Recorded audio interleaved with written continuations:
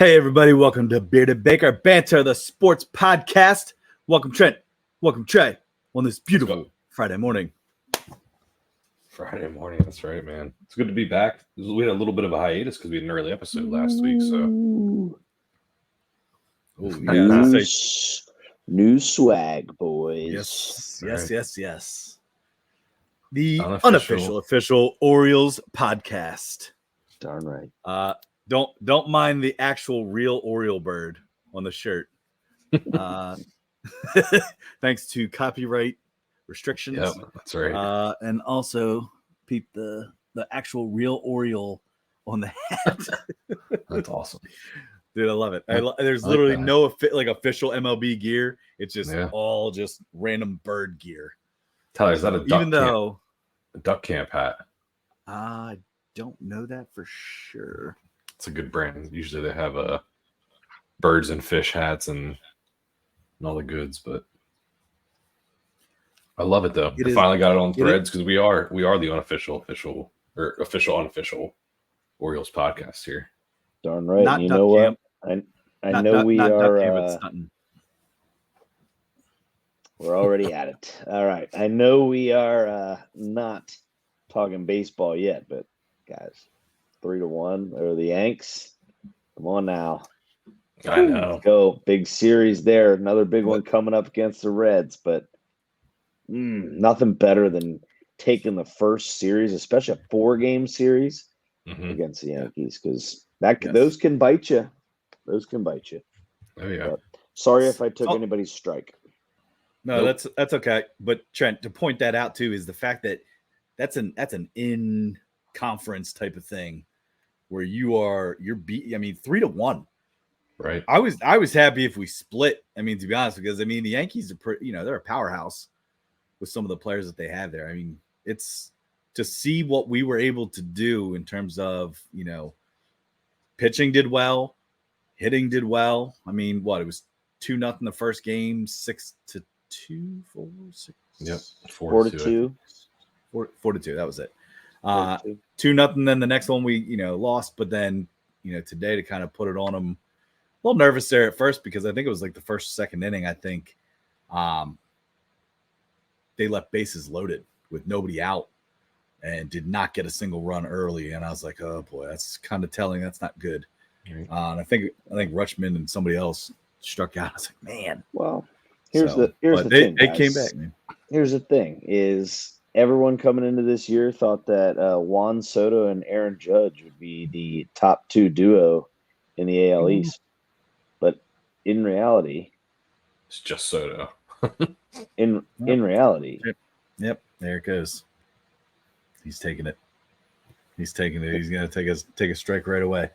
Oh, is that your strike? Yeah. Oh, I'm sorry. Well, we know.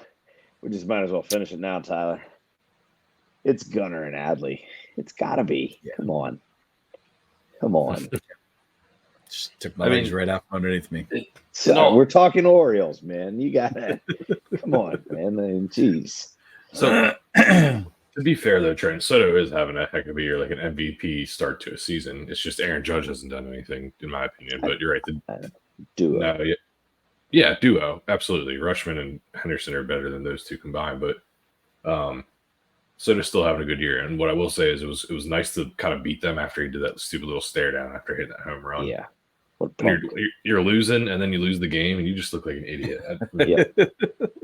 Yeah. It's kind of like when Austin Eckler against the Raiders held up the first down sign when they were losing 63-2. Yeah. It was like, okay, dude, good job, man. You got a positive play, but situational awareness. That spins us into the NFL, boys. You're looking at the draft king daddy himself. I'm just saying, you guys panicked, bailed on the beer bet, said the rules don't make sense. That trade proposed, and of course, you guys would have owed me about 6 or 7 beers. Hindsight, I think the position of where they are drafted does matter more than what we thought. So I'm glad we kind of changed it up. But Trent, you would have won either way, regardless if you followed that. I think you guys both owe me a beer for just kicking butt in that. I don't know. I'm just saying. What'd you get? 7? 7. 7 guys going to the correct team. Right. It's almost. That was impressive. Yeah, come on, Yeah. man. And 7 out of 32. A lot of position-wise, what they drafted too, I thought. So I will say that I feel like we were pretty spot on, like within like a pick or two. Right. You know, obviously, you know, you have your top guys, and you know, some could say, "Oh, it's easy to do that." I also think that there wasn't a ton of surprises in this draft. It was pretty cut and dry for a lot for a lot of them. I mean, we'll get into it here real quick though. Before we get into it, I'd like to give a little shout out to Trogue, second cut. This is our first Richard Pop Top. So let's get into some football here, because they're obviously, with the big draft that just happened this past week, like Trey, you pointed out too, a little bit of a hiatus. It does seem like we haven't recorded in a while because it was early the prior week, obviously, to get stuff in before the draft actually started last Thursday. So let's get into it. Let's just kind of talk, you know, teams that you like, teams, you know, surprises, any guys that maybe surprised you. I think, you know, obviously one big surprise that really, you know, shocked the football world was obviously the Atlanta Falcons. But yeah, Trent, if you want to get us going here with some shock stuff, and then Trey, you can chime in, and I'll give my 2 cents here and there as well. Yeah. Well, obviously, I'm going to go ahead and kind of hit us with a touchdown or turnover. Can I do that right away? Right after? Because let's be real. Everybody knows biggest surprise was night one, right? Pick number 8, Falcons on the clock. Big signing with Kirk Cousins this offseason. 3 years, $180 million. The man has made over $500 million in his career with one playoff win. How does he do it? Don't know, but he must know how to budget with that Kohl's cash. I'll tell you what. Holy hell. I'm going to go ahead and touchdown or turnover here, guys. Remember, touchdown means, yep, I agree. You're going to tell me why. Turnover, nah, that ain't happening. And then you're going to tell me why for that too. So I'm going to say that Kirk Cousins does not fulfill all 3 years in Atlanta of his contract. Trent, isn't it a 4-year contract, or is it a fourth option? 4? I think it's 4. Okay. I thought it was 4 as well. Okay, so but 4. I think you can opt out after 3. But Kirk will not fulfill his full contract in Atlanta. Trey, go ahead. Man, that's a tough one. Come out firing. So what you're saying, he has to play the next 4 seasons in Atlanta. Yeah, he's got to. I'm gonna say turnover.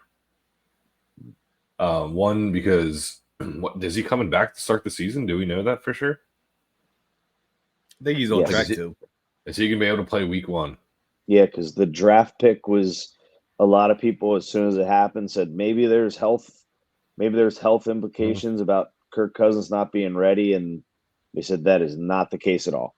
Okay, well then I'm gonna go turnover, because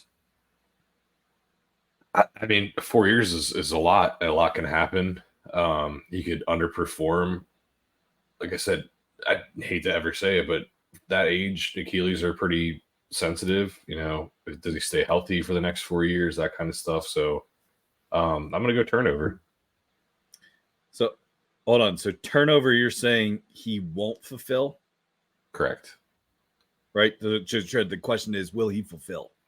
Yes. I guess I said Kirk. My thing is Kirk Cousins. Oh crap! Now you got me confused. Did I say it wrong? I said Kirk Cousins will not fulfill his 4-year contract. So Trey, you're actually touchdown. Yes. Yeah, okay. All right. Yes. That's why I was like, well, hold on a second. Yeah. I am Oh, also on the touchdown. I am on the touchdown bandwagon as well.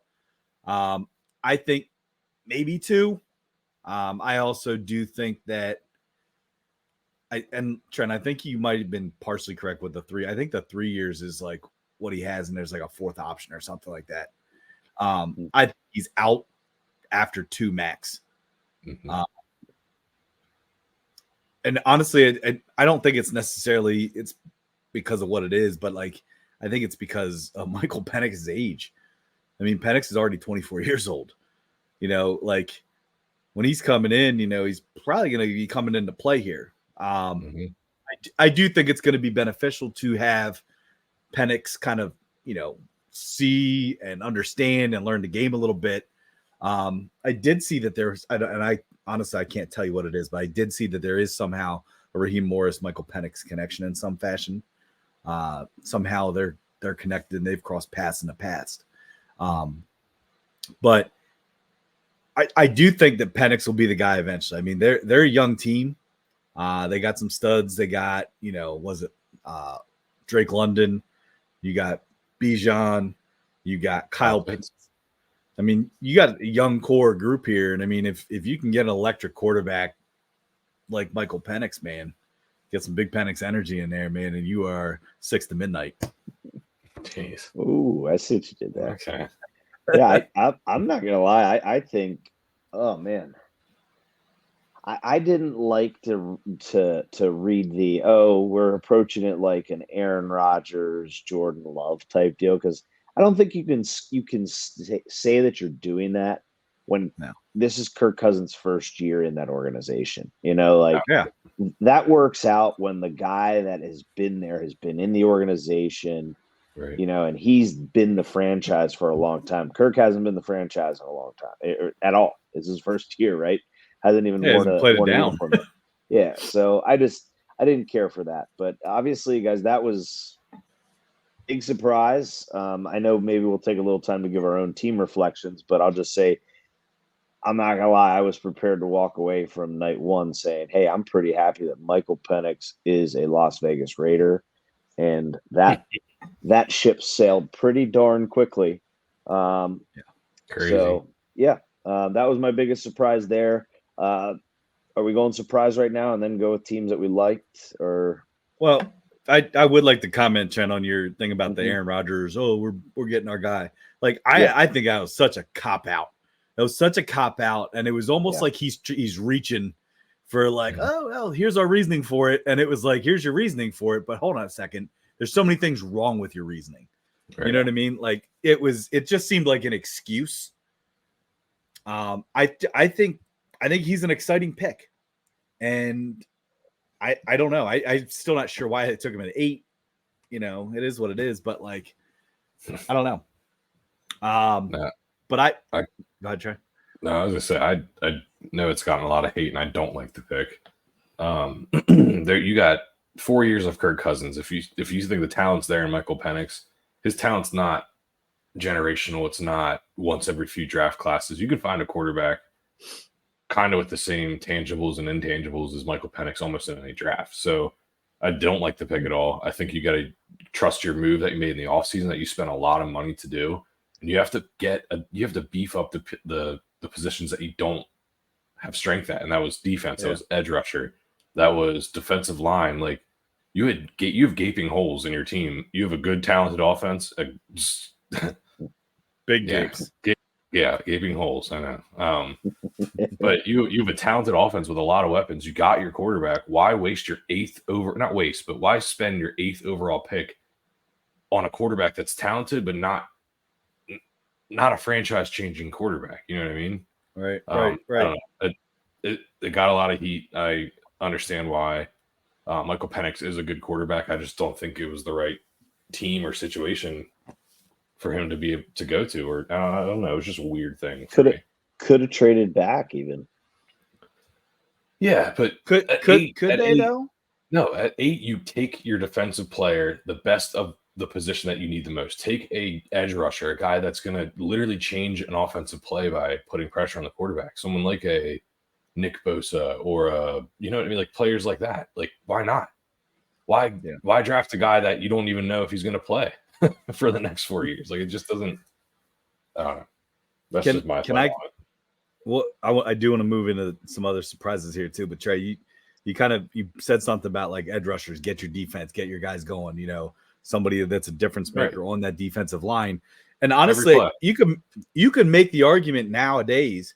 I mean, obviously, edge guys get all the popularity. I mean, they're the highest paid on the D line right now. But you are starting to see some tackles, some interior defensive linemen that are super athletic. Yeah. Right. Make a lot of money. And I think across the board right now, in terms of the defensive line, and the reason I like what you said here is I watched the interview with John Lynch on Pat McAfee on Thursday, and John Lynch, he was just kind of going through how they build the team and everything else. And I thought it was interesting because everybody knows that San Fran literally thrives with their defensive line, right? And John Lynch made the comment. He said that when he and Kyle sat down and talked about like how they want to build the team and the philosophy, he said, well, he goes, as a safety, he goes, when I had, this is John Lynch talking. He goes, when I had Warren Sapp and Simeon Rice, as my defensive line guys for the Buccaneers, he goes, yeah. Five Mississippi is a heck of a lot longer than 3 Mississippi. He goes, and when I didn't have those guys there, it made my job a lot harder. Mm-hmm. and it just kind of spoke as to why he builds his team, with the defensive line like that, because it makes all of your secondary guys, all of your linebackers, your safeties, your corner. I mean, it makes their life easier if you have both sides of the ball. On both sides of the ball, it starts up front, and we talked about before. Jim Harbaugh doesn't really he lost a lot of his talent this year and his skill positions and stuff. And guess what he did? Beefed up his O-line, beefed up his D-line, his linebackers. He knows what succeeds, and it's up front on both sides of the ball. So we'll see. Dude, I'm telling you what, man, Joe Alt is a monster. Yeah. I love seeing him sitting there with everybody else. Yeah, he just kind of looked like this like giant human in this amongst these gingerbread people. He looked like elf. Will Ferrell being an elf. Yeah, like sitting with all the elves. Yeah, that would have been. I saw the Billy Madison meme, but that would have been a good one, Trey. I know. That would have been having him sit at the desk. Could have went viral. Or when he's sitting on his lap. This is dad's lap. But then again, Joe Alt's dad doesn't make Joe Alt look no. Joe Alt's dad was also is the Hall of Famer, I think, or I don't know. I mean, he was definitely a pro, so he's not too small himself, but no. Yeah. So Trent, you mentioned you're surprised. Trey, anything else, surprise-wise that really stuck out, or teams that, at least kind of looking from the first draft perspective? I mean, 6 quarterbacks in the top 12. That's 50%. Yeah.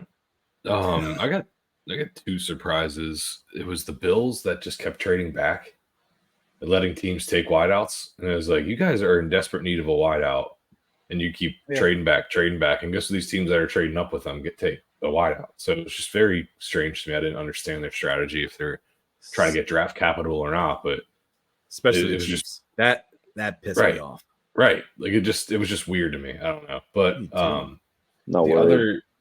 the other shock to me was how early Bo Nix went. I thought the Broncos were going to have to take McCarthy or Nix just on their draft position alone. Think they could have got Bo Nix late first if they would have went that route, but they traded. Would they trade up, right, or did they just stay where they were? I'm not sure. No, they stayed where they were. Either way, spent their first round pick on Bo Nix, which 12. Yeah, I know they needed a quarterback, and he was the next best available. Like I said, maybe just wait a little bit. I don't know. Maybe second round. Then again, you don't know. Reasoning?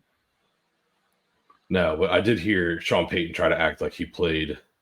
I sold that we were going to take this guy so that way we could get our guy. And I was like, no, you didn't, dude. So he compared it to Sean Payton claims he was all in.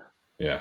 Drafting Patrick Mahomes and then didn't trade up, and that's why he really kicks himself for not doing it. And when he looks at Bo Nix, he says that Bo Nix is a Patrick Mahomes generational type potential. So that's don't get me wrong. I had this conversation today earlier, but I like Bo Nix. I like Bo Nix. I liked him at Oregon. I mean, he wasn't good at Auburn at all, but he got into the right system. But then again, people say all this, he's going to be a good NFL quarterback.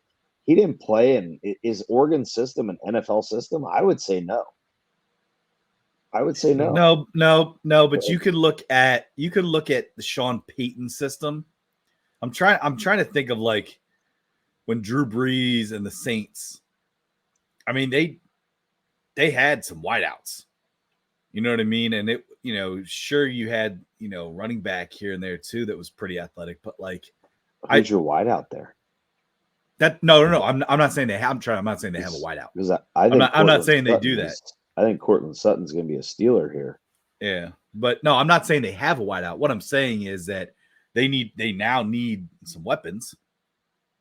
But I'm saying if that's what Sean Payton's looking like, and looking at an Oregon, which I call it kind of more of a run and gun kind of thing, but like it could be your quarterback based off of where you played if Sean Payton has talent around him.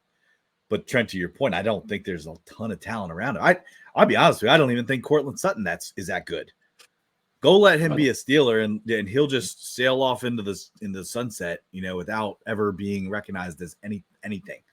I'm pretty sure as a number one receiver, he's never in his career had 1,000-yard receiving season. Oh, could be. I disagree. I disagree with that.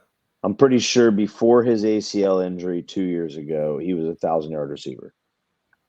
Stat guys, go. Oh, that's the stat guys quick. I have a bold prediction about the Broncos, the Bo Nix needing a weapon situation. Turn it into a touchdown turnover on the spot. Let's go. Make the touchdown turnover. Oh no, because it's too kind of specific. You know what I mean? Oh, come on, have fun. It's just a bold prediction. You guys can sit there and say, "No, I don't see it happening," or "Hey, it's a possibility." All right, yeah, we'll do touchdown turnover for it. It's the same thing. 1,000-yard receiving season in 2019. Well, there you go. Sorry. That's a beer. Nice, Trent. Good job, man. All right. Bold. All right. Touchdown turnover. Ready? The Broncos have been outwardly spoken saying that Patrick Surtain is up for grabs. He's trade piece, everything, right? I think the Broncos get their weapon in Justin Jefferson in a trade with the Broncos, including those two players and a haul on the Broncos end as well. What? Don't even. Justin Jefferson will not be a Viking next year. He will be traded this year. Turnover. So I also say turnover. If you're gonna make that trade, Trey, you're gonna have to give Surtain. You're gonna have to give Sutton. All right. I think you give what's his name? The other wideout, Patrick. Is that his name? Young guy who's also pretty. I guarantee you they take Patrick. They'll take Patrick. They'll take Surtain, and then they'll take draft picks. I was going to say there's no way. Okay. Let me speak. Well, Justin Jefferson's gone. He's not going to re-sign with the Vikings. With how much you're going to get something for him? With how much that I think right now, wide receiver is the most coveted skill position, both sides of the ball, besides franchise quarterback, right? But that is the most coveted position. They're the highest paid position right now, besides quarterback. And I think you're going to have to give them at the very least, Surtain and your next 2 first-round picks. The very least.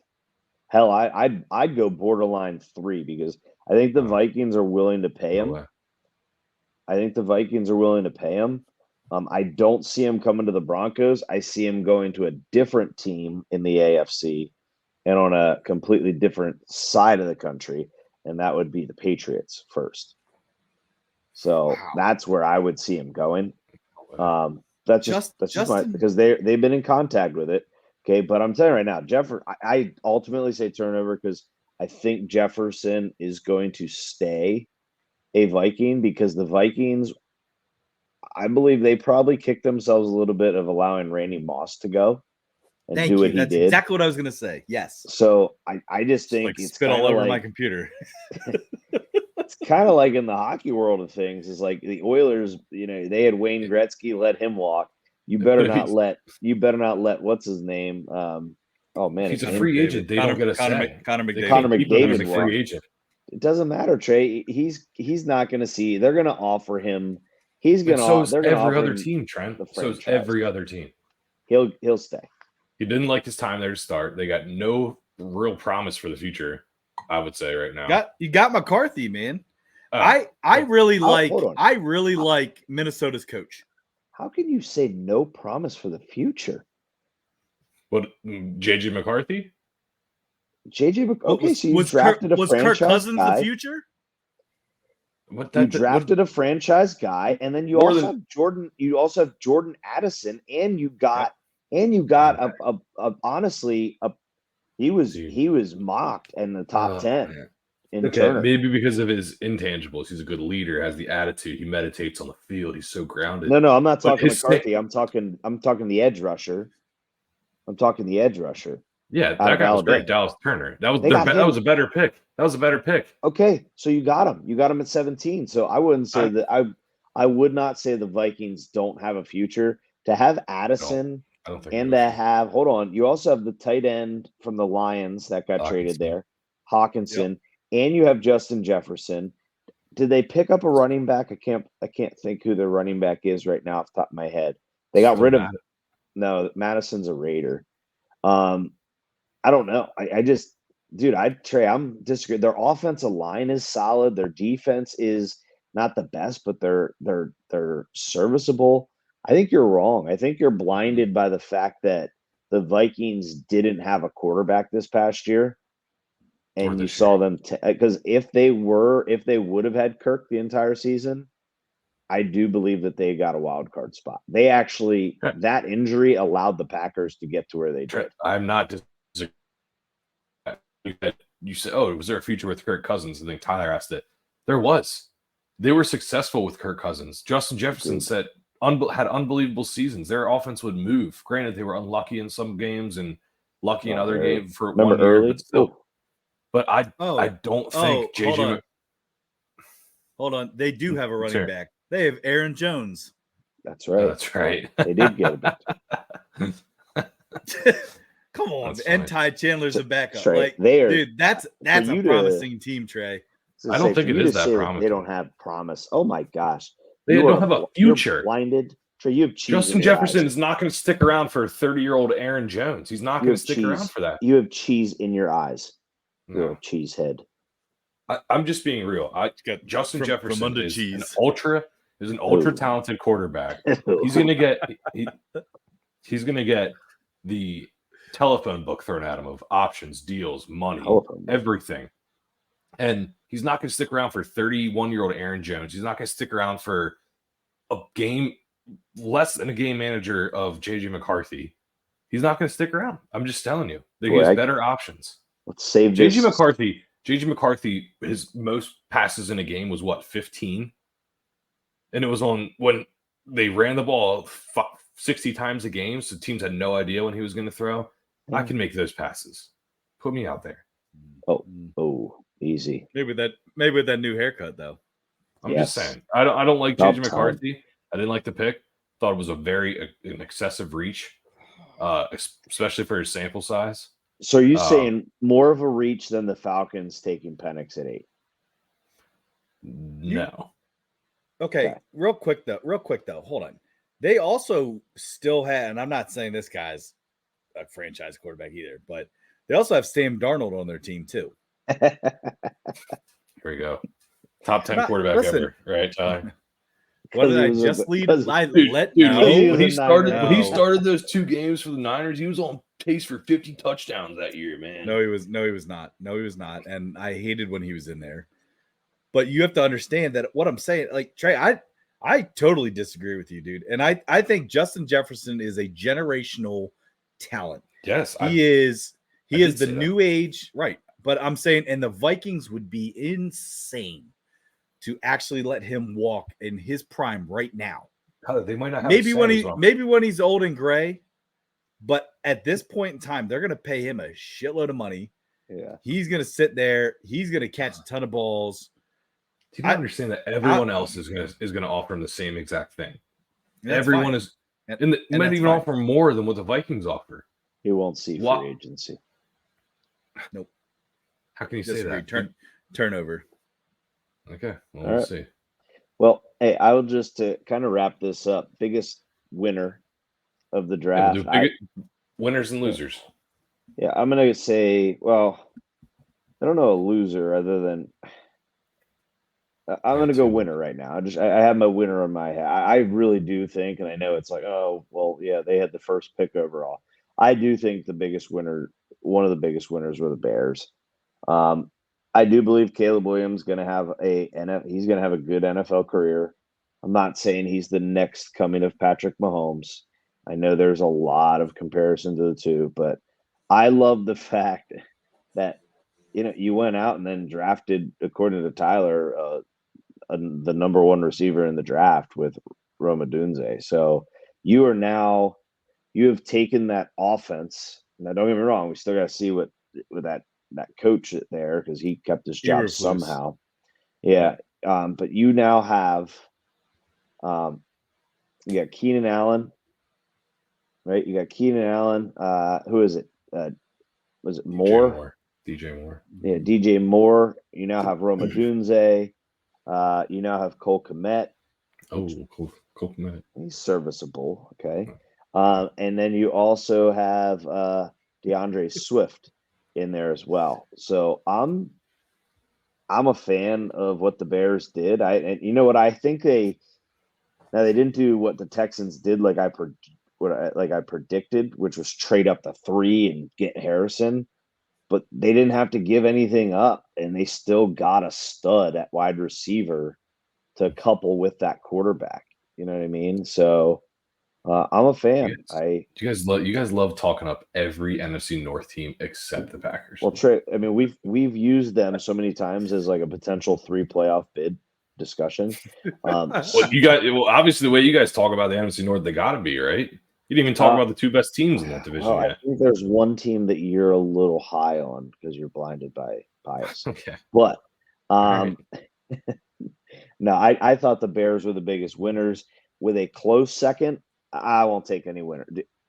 I won't take any other winners. Go ahead. Sorry.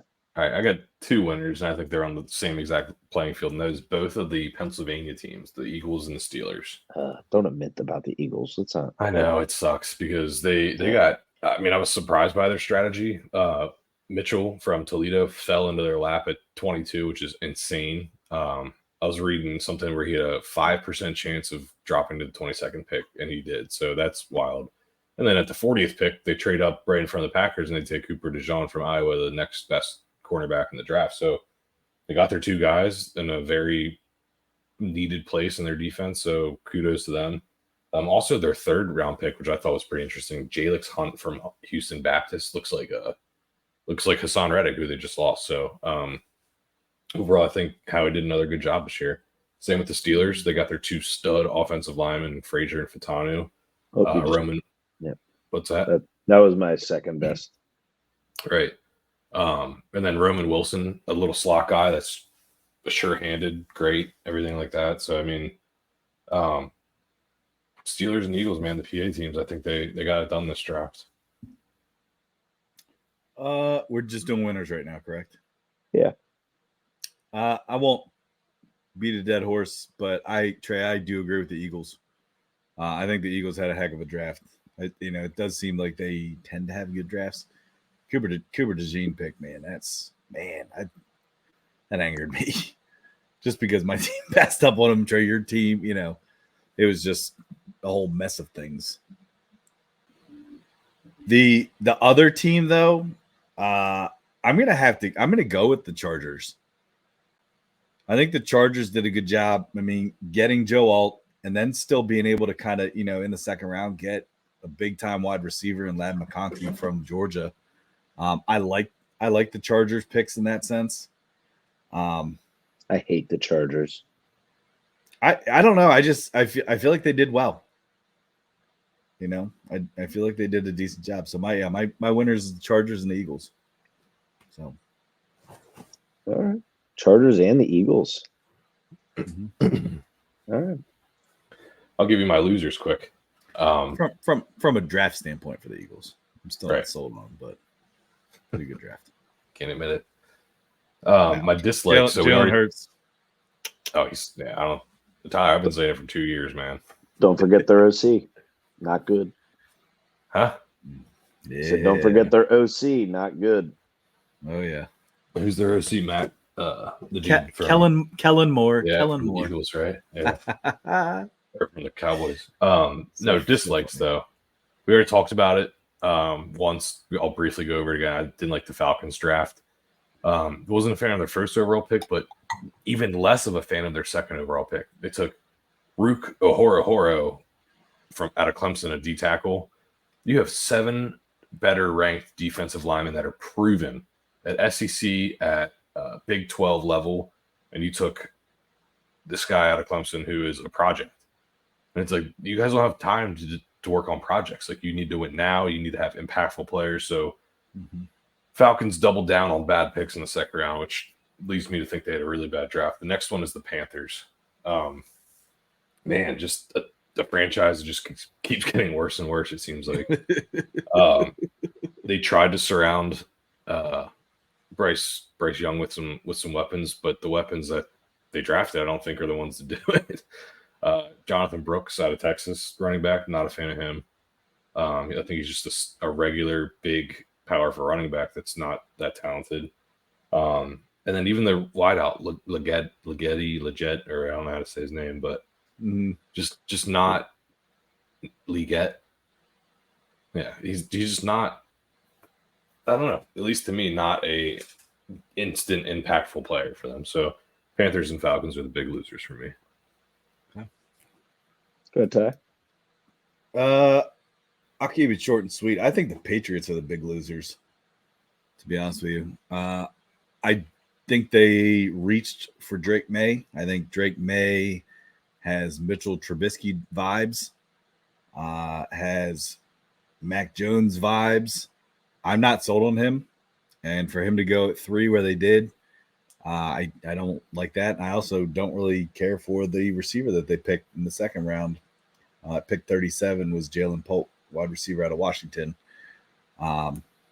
Okay. He's all right. But from you. I know. I mean, you got Roman Dunze. What do you do? But I mean, he's an okay wide receiver. I don't think that they benefited. I don't think that they benefited, and it kind of surprised me a little bit because I felt like, kind of with the new coach, the new staff, kind of bringing this new kind of energy to it, like, with the former player as a coach now. I don't know. Maybe I was kind of looking for something like an Antonio Pierce and what he brought to the Raiders. It kind of confused me. I don't know. I just don't think that the Patriots made any big splashes. I feel like the Raiders made big splashes with their pick I love Brock Bowers. I mean, I know people are like, oh man, they already they drafted a tight end last year and dude, Brock Bowers Brock Bowers has potential again, kind of like Justin Jefferson we talked about, has generational talent. All right. He's a guy that could be that next tight end university guy, like your Kelsey, like your Kittle, like some of these young guys that are out there, that's generational talent right there. Mm-hmm. And for them to get him at 13, I think I don't want to say it's a steal, but we did talk about in the cast that he could have been a top 5-6 pick if it weren't for how heavily talented some of these offensive weapons were, that went early with receivers and quarterbacks and some of the needs of teams. So I think the Raiders to actually get him at, and I'm completely changing gears here, but keep it short and sweet. I'm sorry. Patriots, biggest loser. Yeah, Ty, first off, for anybody that sits there and says, oh, they drafted a tight end last year, you don't watch the NFL then. Simple as exactly. that.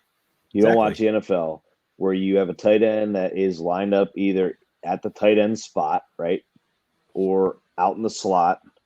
Mm-hmm. And then you also have another tight end that's playing halfback. So if you were saying, oh, having 2 tight ends, that's no. You took the best available in the draft board, which the Raiders never do, which I'm like, oh my gosh, It's your new GM. It's your don't new watch GM, because I'm going to tell you, I totally agree with that, Ty, because he learned under Bill Polian, who was the GM of the Colts during their heyday. And Tony Dungy spoke to this saying, it's exactly what happened with our team. He said, we had Marvin Harrison. Guess what? Reggie Wayne fell in our lap. We took him. We didn't need him. We took him. Hey, we have Reggie Wayne. We have Marvin Harrison. Guess what? Dallas Clark fell in our lap. Best of it. We took him. And you know what? Teams had to deal with covering those guys for quite some time. Good luck, because I'm going to tell you right now, don't get me wrong. I love the pick this year. But watch out for Mayer to have a big second season, because that guy was another one that was a projected first-round tight end that fell And I think he fell into the Raiders' lap last year, early second round. Mhm. So I'm just going to put that out there. That they have two big weapons there. Awesome weapons too, and leaders too. Like not just. Yes. And you know what? It also helps with Devontae. Mm-hmm. Right? It helps him. But anyway, now I've lost complete track. Biggest loser. I know. Biggest loser. Biggest loser.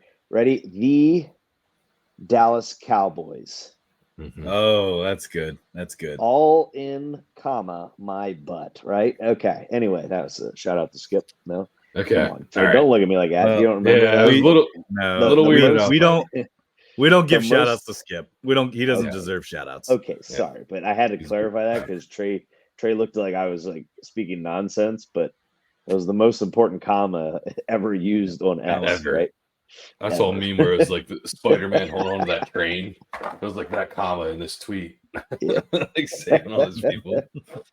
Anyway, I just think they're a team that like, man, like they're gonna do the exact same thing year in, year out, where they're gonna get a good record, they're gonna get into the playoffs, they'll be up for grabs for their NFC title, and then they're gonna get smoked in the playoffs. Like, I mean, right now they won't make the playoffs this year. Who's your premier back? Zeke? I mean, I know it's going to be by committee, but Zeke is returned wearing number 15 because Vaughn. Tyler's boy Trey Lance gave up his number, and they didn't pick up his. Never my boy. Tyler's future Hall of Famer. Yeah, second. Never said that. He better been your boy. Anyway, third, but he was never my boy. Third. Oh, here we go. Anyway, the draft. I just don't get me wrong. Okay, you're investing in the offensive line. You got some holes to fill there, but I'm not gonna lie to you. I think if they were gonna go offensive line, I think you take a Jackson Powers, or I think you take a Frazier out of West Virginia. I think those guys right there, those guys were still available at that point. I just think those guys are generational talents on the interior line. That you have a really good guard for the Cowboys right now that is getting ready to hang it up, guard and center, actually, to speak. So get him now, play him at guard, and then let him move to center. I'm just saying, I just thought the Cowboys were absolutely losers that night, and that's where I'll stand. I they didn't make any splash. I didn't like their first pick with Tyler Guyton. I think he's a one-track minded offensive lineman. If he succeeds at left tackle, then great. But if not, then he's an awful pick. I honestly think their best pick was their third rounder, BB from Kansas State. He's an interior lineman that I think is pretty good. He is good. Not on the level of the guys that were available before they took him, though. That's very true. So, but hey, before we move on from football, breaking news about 10 minutes ago, I just saw Kirby Smart just got a new 10-year, $130 million contract for Georgia. Oh. Yeah. They keep him through the 2033 season, it looks like. Heard it here first Friday morning. Yeah. Well, they'll catch it still. I just saw it on the ticker there. I'm like, holy crap. Trey. No, that's interesting. Trey. Bigger news. Yeah. Okay. From one of our sponsors, Dollar Margarita Month, boys. Is back. Ooh, baby. Sorry. News. Eating good in the neighborhood. Yes. Monday through Friday. Let's go. Take Find yourself a $5 and have a night. Man, we're gonna get plastered on $10, man. Oh, get those Gatorade coolers ready. Oh God, they're clean. They got clean them from last year still. Dude, you will not get plastered because that is all juice. Yeah. Well, and plus we'll have a belly full of riblets while we're there too. You know what I mean, Tyler? Trey, it's the shrimp for Tyler. Come on, it's the shrimp. Oh man. Get a nice foundation of riblets. You can drink all the margaritas you want, man. But how many times though? Why do you always go for the riblets? I just think you're a riblet guy. No, I'm not a riblet guy. Trey, it's because you nicknamed him Riblet when he had that bruised rib that time and he couldn't move. Yeah. So it's forever. When he landed on a stump. Yeah. A little sharp stump too, wasn't it? A little tiny stump. He's sharp. There it is, guys. That's what broke my rib. Yeah. That's happened twice. Yeah. That's right. That happened in Vermont too. When we all thought a bear was attacking us, getting out of the car, and we look, and it's Nope, just Tyler falling in the dark. Yeah. Fighting a stationary bush. Dude, we'll leave that one alone. Man. Still, Hey, dude, I still have a scar from that on my back. Oh, I'm sure, dude. That was bad. It was not pretty. But so before we move on, I got another announcement. It's time for Richard Tinkle. Ooh. Think trade. Yeah, I'm just gonna let you go. What? Nothing. That's what we call him. Call him Richard Tinkle. It's Richard Pop Top. Yeah, but I don't pop ears, so I tinkle some whiskey. You're still popping the top though. Yeah, it's true. Fun don't stop. All right. Well, all right. Hey, let's get going into the season where, boys, we're coming off of a lovely April. No fools, right? No fools there. Tyler, final record of April. Final record of April. Thanks for putting me on the spot here. So let me find our X post here real quick.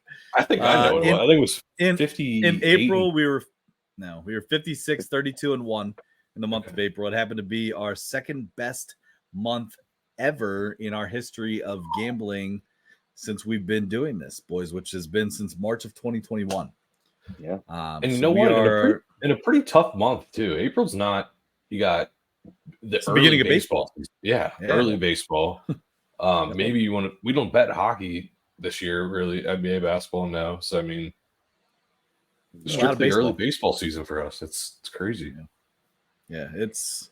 I think in having conversation too today. I actually talked to Richard a little bit today. Is we talked about like finding your niche with stuff. Is like, hey, what are you good at? What do you like? What And I know Trent, you've been big first five guy.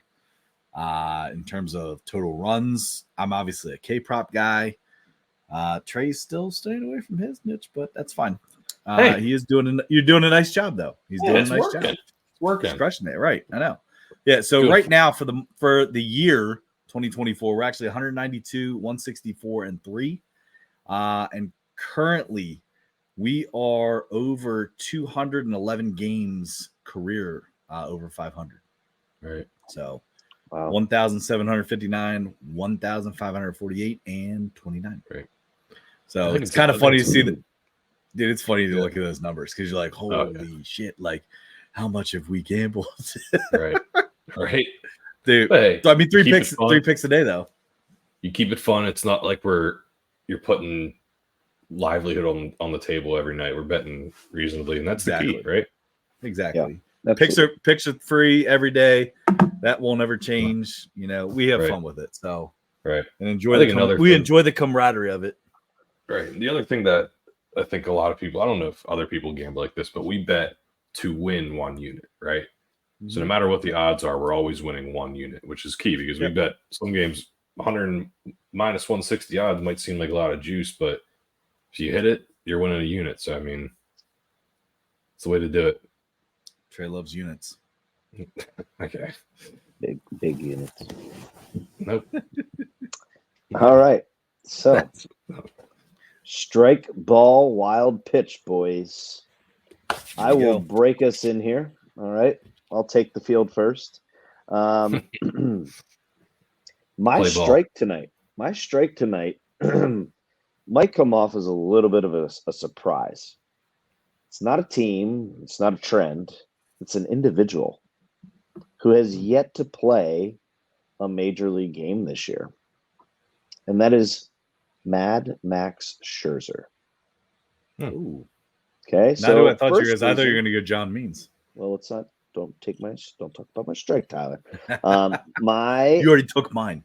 My strike, it's kind of a two-parter here. First part is not what he made most headlines for this past week. I don't know if you saw that he was making headlines for a certain topic that I will speak about. But I'm actually going to give him some credit, something that I thought was a pretty cool story. So he is currently doing rehab starts in the minors. All right. trying to make his way back into the starting rotation there. But one thing that they usually say is when a big leaguer comes down to do a rehab appearance, they usually cover either the pregame meal or the postgame meal for the whole entire club, like whole locker room for these guys. And keep in mind, it's kind of a controversial thing about minor leaguers not getting paid a whole lot, having to find out, they were living in like Airbnbs and hotel rooms, paying out of own pocket. So, so Max Scherzer on his last game that he started in his appearance down there, he bought the post-game meal, but he went above and beyond. Okay. He spent upward of over $7,000 for the post-game meal, which included bone-in ribeye, filet mignon, and lobster for the entire clubhouse. Not only that, he bought the entire team, every single player, and I believe employee for the clubhouse, their own pair of Apple AirPods.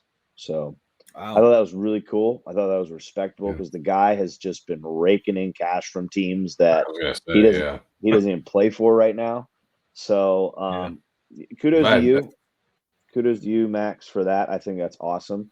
But then here's where I'm also going to give him some credit is he, I believe, offered a great solution that I would say we've even kind of talked about on here, but even just, when we're together, shooting the stuff.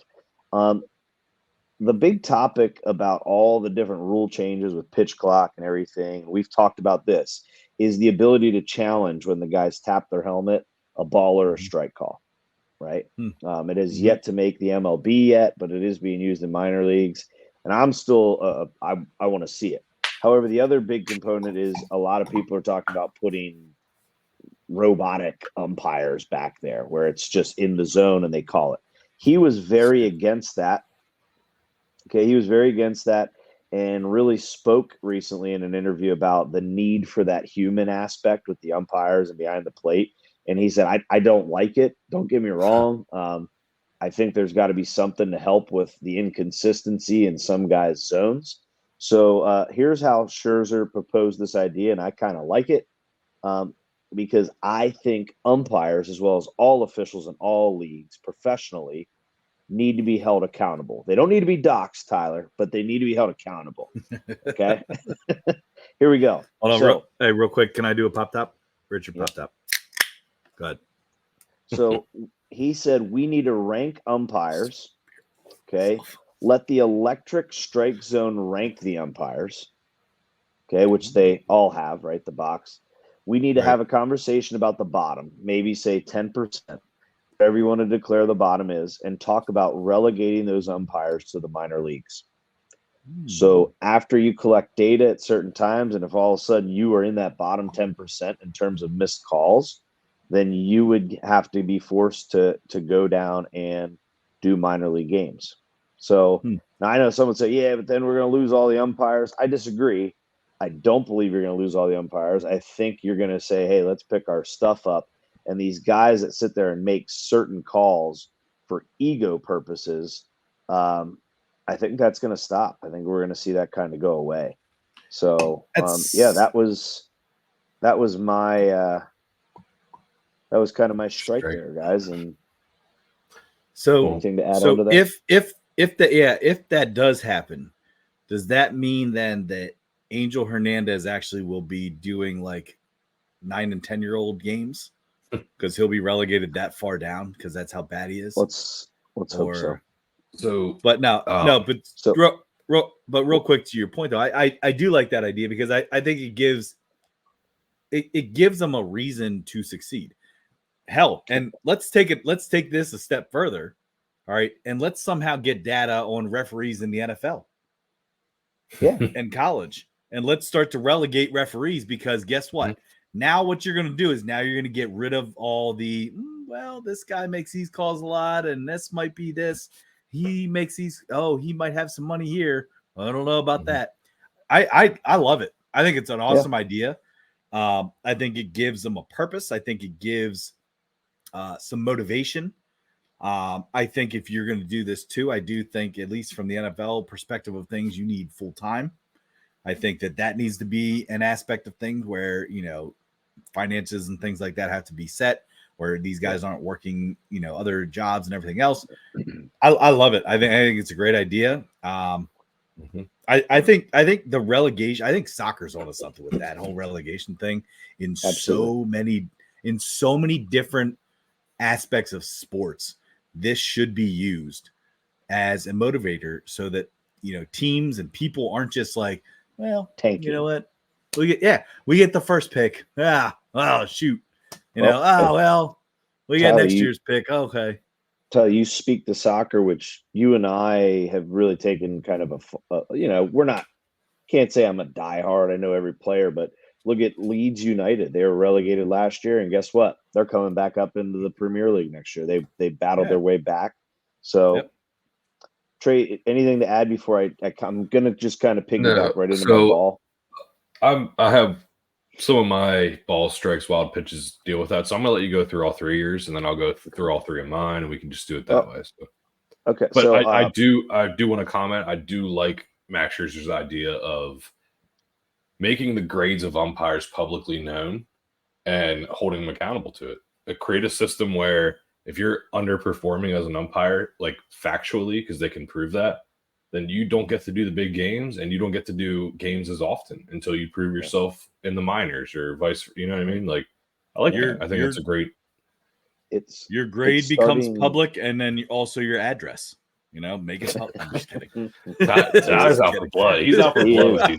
I'm just kidding. I'm kidding. Guys, when you do think of it, if an athlete is not performing to par, right, he can get sent down to the minors. Right. Like, look at Jackson Holiday wasn't. He's battling. He's rookie, but he wasn't performing. Yeah. He got sent back down. Right. And it's not that you're done. It's not that you're fired. You just earn it way back. Let's see what you do down here. After so many time, if you bounce back with a certain percentage, you get another chance. Yeah. So maybe you just got to realize, hey, I'm looking at this wrong. What I'm seeing is not what should I be seeing. Maybe I got to adjust it and let me practice in the minors for a couple months. Hey, I'm accurate as fuck now. Let me go. Hey, you're back up. You know what I mean? Like, don't you think though? Too, it's almost like an ego and attention thing. I think. Well, I think Angel Hernandez, absolutely. He's a guy. So here it is. Ready? The month of April, umpires. This is my ball. Okay. Umpires blew 265 strikeouts in the month of April. 265 strikeouts that shouldn't have been strikeouts. Month of April. Wow. I will just tell you right now, in 1 month. This was a couple days back. As of April 28th. April 28th. The most balls and strike calls missed per game. All right, in the MLB, and they've had to have called at least 3 games behind the plate this year. CB Buckner, 70 calls in 5 games, and Angel Hernandez, 67 calls in 5 games. Yeah. So, like MLB, like, what are you doing? Like, so, you're actually messing with the players and the managers' well-being and potentially their season and bonuses and by letting these guys like that everyone knows they're obnoxiously bad. Get out of here. So that's everyone knows. So, Trent, I know you haven't gotten to your wild pitch yet, but I can save my wild pitch. I'll save my wild pitch. I'll let you guys go. I've been talking a lot. Why don't you guys go? You can give your wild pitch after this, but I just want to give my ball a while because mine is the exact same. And we don't talk about these before we go on this podcast. So it's actually crazy that we have the exact same topic because I thought I had a unique topic this week and here we are. Now you know I wanted to go. And mine is MLB is the umpires. That's my ball. They are becoming more and more impactful in outcomes and in just the games in general. And that's not a good thing, I don't think. Your statistic trend of 265 or 56 incorrect strike call threes is insane for the month of April. Like that, you're right. That does change games. That literally changes outcomes of games, can change the livelihood of managers, can change the livelihood of players. Like that's not good for baseball. And it's absolutely hilarious that you brought up CB Buckner because I was going to say Angel Hernandez gets a lot of heat, and as he should. But there's an umpire that's been statistically worse than him this year, and that's CB Buckner. And it goes back to your Max Scherzer thing. Like, keep these guys accountable. Hell, you know what I'd even be for is post game conferences. Umpires don't just get to leave. You got to answer to the calls you made. Yeah. You have to talk to press, just like the guy that missed the game winning touchdown catch or game winning field goal. Those guys have to answer to reporters. Why don't you? You made an impactful call. But it's got to go back to finances, because these guys are making millions and millions of dollars. Then you do have to. And listen, and this is what I'm saying, and I'm playing devil's advocate a little bit, because you can't just sit there and go, "Oh, okay, I know." Listen, but you can't just like, "Oh, wow, Juan Soto, you make $500 million, whatever." Okay.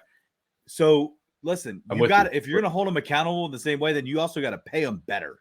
Yes. So listen, here's the other thing. Requirement for all professional sports league referees, it is a full-time job.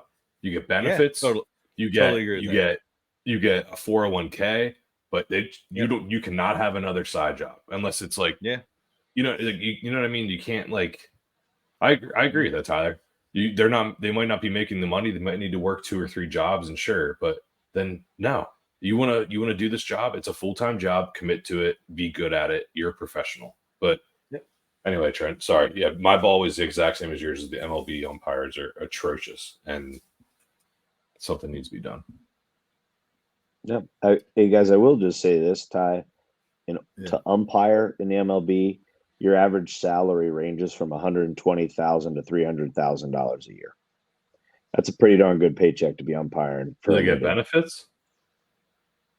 I don't know that. I'm just telling you the average salary. Yeah, but Trent, you got to think the veteran minimum sometimes for 1 year is $600,000 for a player.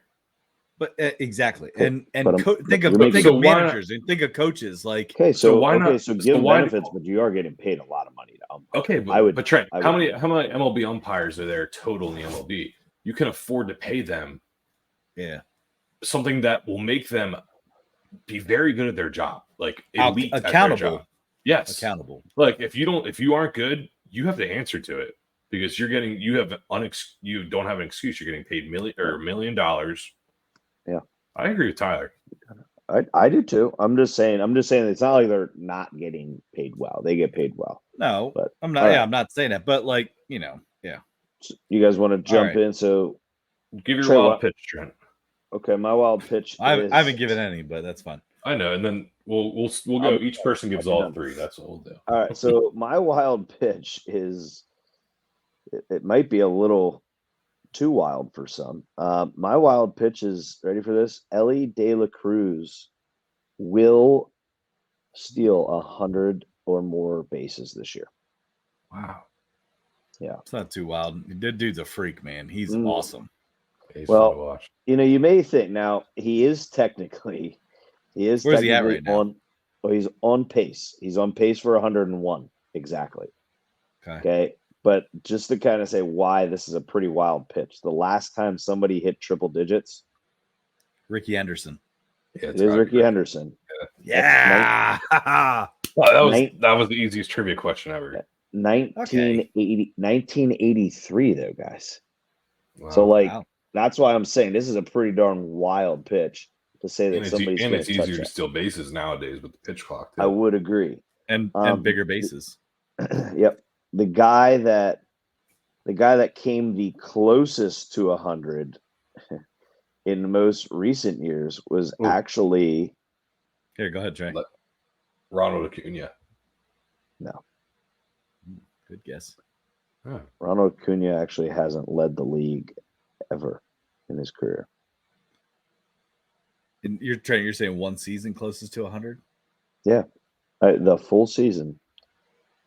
The last player to be the closest to 100. I mean, is it D Gordon? Let me say. Let's say from 2000 on. Okay. D Gordon. Hey, go ahead. No, it was Jacob Ellsbury. Jacoby. Sorry, G. Yeah. 2009 senior year of high school for me. 70 stolen bases is how what many did Ozzy had. How many did Acuna have? I thought he had a lot last year. I only have the list of leaders in the past couple of years. So, yeah. So, yeah. That's a good wild pitch, dude. I love watching him play ball, man. I mean, here's the thing: is the fact that he's even hitting for power and stealing bases the way he is. That's not a very common combination that you see. A power hitter, check him. Just kidding. power and speed on the bases. That's pretty impressive. So last year, Ronald Acuna had 73 in 2023. Okay, then maybe my number was wrong. Sorry, Stat guy just told me that because I thought last year he got like a crazy recognition for his stolen bases. That's why I was confused. Maybe I didn't have last year's up there. Yes, it's a good trend. Yeah, maybe they're not. Trent, you mentioned about what he's doing right now. Remember what I said? I think it might have been 2 weeks ago. Because last week was all draft. 2 weeks ago, watch the Reds. Ellie. No, I just said watch the Reds. Just keep an eye on them in terms of playoffs and stuff. And right now they're currently actually in the wild card. We will be watching them this weekend because they got the Orioles. They got a lot of good young talent on that team. They do. All right. So Trent, you gave all three. Trey, you gave your ball. Yeah. You go strike and wild pitch. I'll finish my strike. My strike is pretty simple and straightforward. It is the AL Central this year. Mm-hmm. I think that they are. I think last year we talked a lot of crap on them, saying how bad they were. Just overall in the standings, I think every team was like below 500 at one point. Now, every team looks like a playoff threat except for the Chicago White Sox. And what I like about it is they don't have any like players that are like superstars that stand out. Like the Royals are just a great baseball team. They have solid pitchers that just don't underperform. Their bats are always good. Same with the Guardians. I know they have a little bit more talent with Jose Ramirez and I believe some other player. I'm not sure, but the Tigers and Twins are also competitive, and it's just fun to see teams that you don't normally hear about just being successful in the MLB. So that's my strike is the AL Central. They're fun to watch. They're good to bet on because I think they're still actually under handicapped now. That'll catch up as the season goes on, but I'm a big fan of the AL Central this year. Can I comment on that because I actually almost made something similar to this my strike. Right. I didn't. But right now, it's early, but as of right now, they have the Guardians. Right now are in the playoffs, and then the second wild card is the Royals. Third wild card right now is the Tigers, and then the only team that's a game out behind them is the Twins. Yeah. So right now they have. Because the Yankees have to be a wild card. The Yankees are the first wild card. Okay, gotcha. But I'm saying under that it goes Royals, Tigers, Twins. Yeah, that's what I mean. The Central is killing it. And last year, I would say the Tigers and the Royals are the ones that really surprised me. The Royals for sure. The Twins, the Twins were expected to kind of be good because they have a good pitching staff and stuff. But the Royals and Tigers are. Twins got rid of a lot of their pitching though. They got rid of Sonny Gray. And they still have some solid guys that I like to bet on. Pablo Lopez. They got Joe Ryan. I add one thing? I do believe the Royals have a very, very similar feel to what the Orioles did last year. Yes. Yep. Very good young pitching staff. I think you commented on, but they can hit the ball too, and they play good defense. And that's Orioles had some no-name pitchers that made some names for themselves last year, and then they had young talent. They had young talent out in the field. So I like that. Yeah, they got Bobby Witt Jr., who is going to be a perennial all-star. Even Vinny Pasquantino. That's tough. Pasquantino. He's first great baseman. Great little first baseman. MJ Melendez, big first baseman, not little. Like he flies under the radar. That's what I meant. It's little, but that's my strike. And Perez is still back behind the plate. And he's solid, dude. He's just a hitter. He's a professional hitter, man. He's like Yadier Molina. Yeah, very good comparison. It's just a catcher Jed Posey or no Jed Buster Posey. Buster Posey. Sorry. Naming your friends on here, Trey. That's what. Yeah, that's what. Shout out Jed Posey. Yeah, good guy. No, Buster Posey, same thing. Leader behind the plate for years, just would always get on base.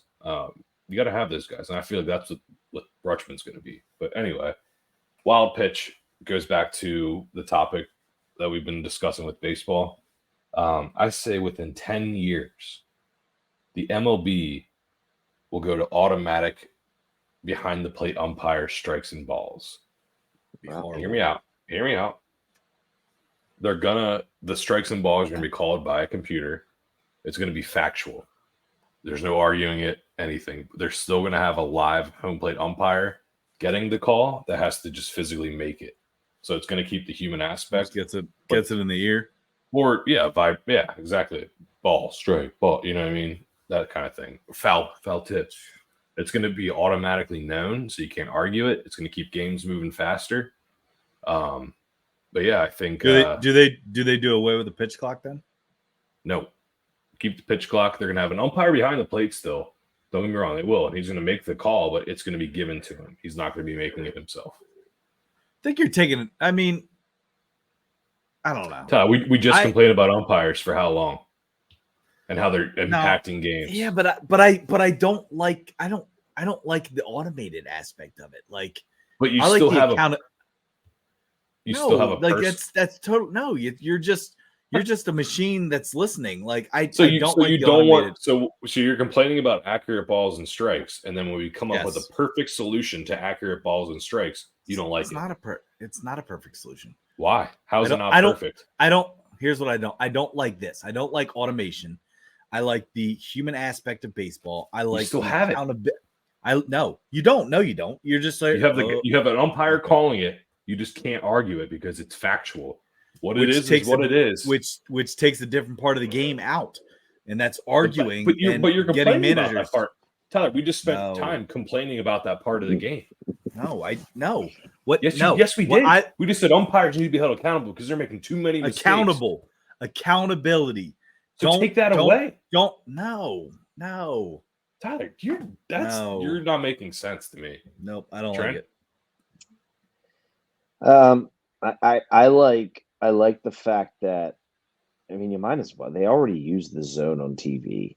Like, you might as well just have it and say, "Yep, strike ball." But now you're still making the calls at the plate for out and safe, and check swing, foul tip, things like that. Still got to control the teams that are arguing, bickering. I wouldn't be opposed to it. I would say a step before that might be allowing the challenge to see how much that delays the game. Because in reality, everything that they put in place is to speed the game up nowadays, right, and make it more like quick and engaging and everything. So I'd be interested to see if they add the challenge for a season or two. The reason I tap my head is because that's how they signal for it. I'm not an idiot or anything, but yes, to add on, I would incorporate that. My wild pitch said within 10 years. Yep. So they might incorporate that before they do it. Yeah. But you also said the point of that is to speed the game up. So eliminate challenges altogether. You can't even argue it. What the call is, it's a fact, right? Yeah. Well, they do go to the computer when they challenge it. Like, they don't go to the umpire. Yeah, so eliminate it. Just take out the middle. Make it a simplified game. Yeah, I'm not disagreeing. And have someone behind the plate still making the calls in live time for the pitcher, the field, the fans, everything.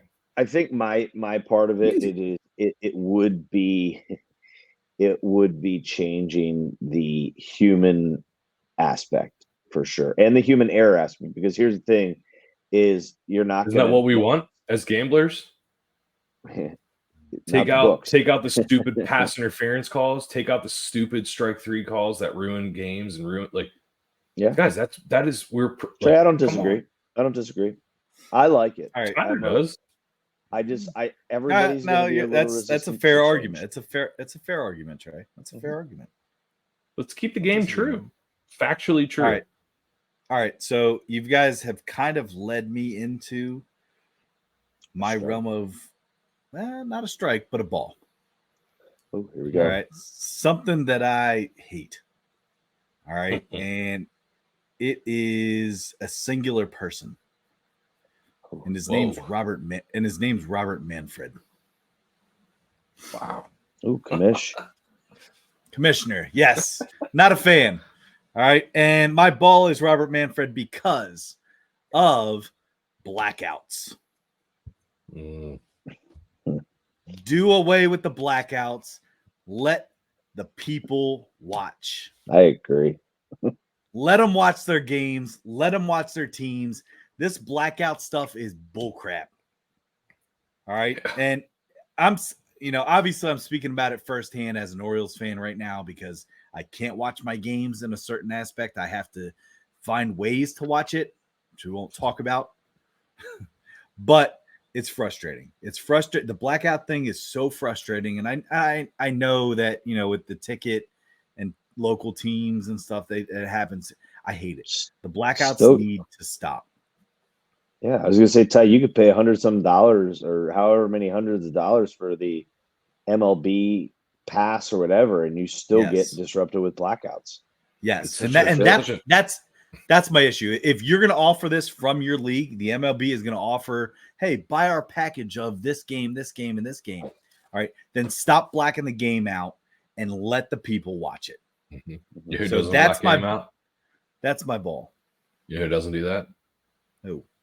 YouTube TV and the NFL ticket, baby.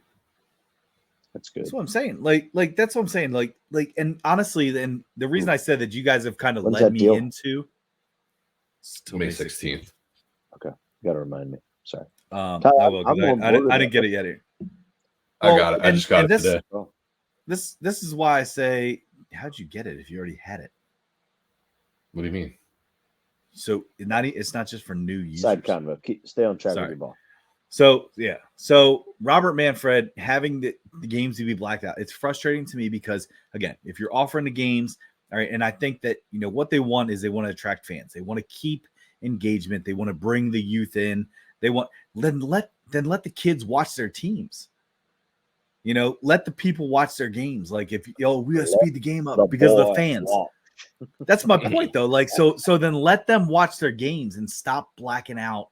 And heck, and let's be honest. All right, all three of us right now would actually have spent $180 for the MLB's package if we knew we could watch the Orioles. If the Orioles games weren't blacked out, right. But because they're blacked out in our area, I'm not spending $180. No, why would you?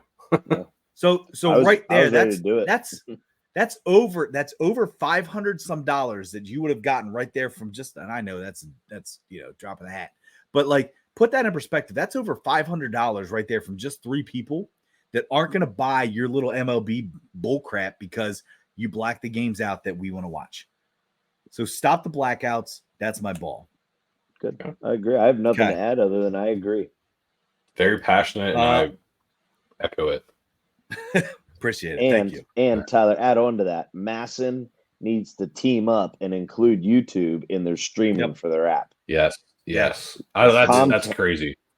YouTube TV is growing and growing and growing in popularity, especially in this area. It's only a matter of time. That's the way I look at it, because enough people will complain, and guess what?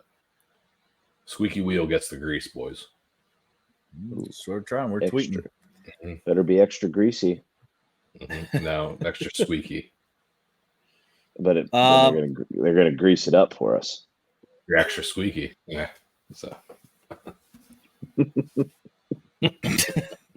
don't even know what to say to that. It's a good saying. Just keep rolling with that extra nothing. Keep squeaking, boys. Nothing even to say. So greasy for ya. So, what's your wild or ball or wild? I'll go to my strike. I mean, I know that, like I said, Trent kind of alluded to it, but my strike was the 1-2 punch of Rutschman and Gunnar. Right now, Rutschman sits at batting. His batting average is .311. Gunnar, I think he went 0 for 4 on Thursday, so he's back down to .281, but he was actually over 300 prior to that. But, dude, 1-2 punch of those two. So, like I said, that was going to be my strike. Real quick, I'll just kind of pivot a little bit into just something else that I do like, and that is a pitcher by the name of Sale. That has been one of my gambling go-tos lately. Both Chris overs, Sale. both unders. Chris Sale is my guy right now. I'm finding it.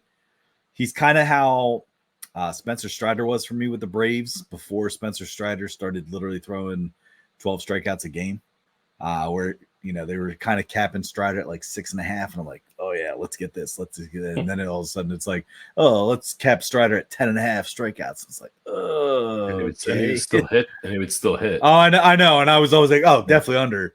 But he's like, oh, let's get 13 this game, let's get 15. It's like, okay, but no, right now, Chris Sale's my strike in terms of my pitcher. He's been, I think I'm 3-0 with Chris Sale on betting him. I have been keeping track of my K props and who pitches when and all that other fun stuff. So right now I'm actually 3-0 with Chris Sale. So that's my strike. And Tyler, he has been historically a filthy pitcher. Just went through like a 3-year stretch of like health issues and problems. He was bad last year. Right, but now he had a whole year to recover and prepare without any injuries. And look at him; he's killing it. He's nasty. The other one I almost made, and I couldn't because I hate the Yankees. The other strike guy to watch, and he's not a starting pitcher, but he's a closer. And I watched him against the Orioles for the first time last night. Was that Holmes guy? Clay Holmes, yeah. Oh man, he's nasty. Well, yeah, and that's nasty. Ty, little interesting news about Strider. The real reason he's out is these new Fanatics jerseys. They wouldn't hold up against his quads. They kept snapping through the pants. It was nuts. They're gonna say it's like nuts or something. Dude, that's weird, Trey. Why would you even think nuts? Like, because that's what the complaint was about the pants was the privates, Trent. No, I said they couldn't hold his quads. Man. Hold on. So you just say nuts, and now you go revert back to privates? Yeah. Like what? Like how old are we here? Trent's talking about Strider's lower body with these quads, pants. Not his nuts. Okay. Weirdo. Yeah. Baby ears Trey over there talking about privates. Watch your dinghy. All right. So I guess what? I got to give my wild pitch, huh? Yeah. So before you wild. Yeah. Ooh. Good. Whoa, man, that was a pop, a ting tang, and a tinkle, all in one. Just don't break your glass there. Yeah, Richard pop, ting, ting, and a tinkle. Whoa. I don't know why we're calling them ting ting. Is it like ting ting? They got like a clunky. And just to clarify for all the listeners, Richard is our most loyal listener. Ooh. Not our. Yeah, he's been with us from day one. Absolutely is. Yeah, he's been with us from day one. Listens to complete episodes, comments on them. Hey, keep posting those tickets. I like that. See you, Richard. Yep. Hey, cheers to Richard, man. Mm-hmm. All right. Hey, so my wild pitch here. My wild pitch is, you guys ready? You ready for this? The Oakland A's. The Oakland A's now. Now listen, I'm not saying they're gonna make the playoffs. Okay. I'm not saying that. But I will say that I'm gonna say the Oakland A's end with a winning record. Wow. That's even also wild. That's right? over the backstop wild. Dude, they're 15-17 right now. All right. Nowhere near the worst in MLB, which actually happens to be the Rockies at 7-24. Really? They're worse than the White Sox. Oh, no. No, you're right. Third worst. White Sox are 6-25. I'm sorry. So Rockies are second. White Sox are worse. Yes. Yeah. I don't know. Don't know what it is about the A's. They've just finding ways to win right now. I will say keep an eye out. He's the guy I'm looking at in terms of betting for today. JP Sears. JP Sears has been throwing good amount of strikes. So he's a guy I have been actually liking to kind of cap and watch. But yeah, the Oakland A's, I'm going to say the Oakland A's have a winning record is my wild pitch. Again, that winning record may just be one game. But it's still winning. That's technically. So that's where I'm going with it. But I have to add something back to mine, guys. I have to have a little stat correction. So Trey, I was looking at the wrong league when I said about Acuna Acuna not leading. He has led multiple times. And Henderson was the incorrect answer, Tyler. Uh-oh. Yeah, I'm sorry. Was it Ichiro? No, this is Vince Coleman had 109 stolen bases for the St. Louis Cardinals back in 1987. So stat guys were in my ear. Wow. They were telling me to check that. Thank you, stat guys. They're great guys. But Trey, you are correct. Acuna had 73. That is most recent. That was last year. Okay. That's why he was recognized. That was NL. NL. Sorry. So just want to throw that in there. But yeah. Man, one thing I will, Trey, I'll put it back out there on the table. I will beer bet you that the Astros don't make the playoffs. You're offering me that? I'm saying the Astros won't make the playoffs because you said they will. You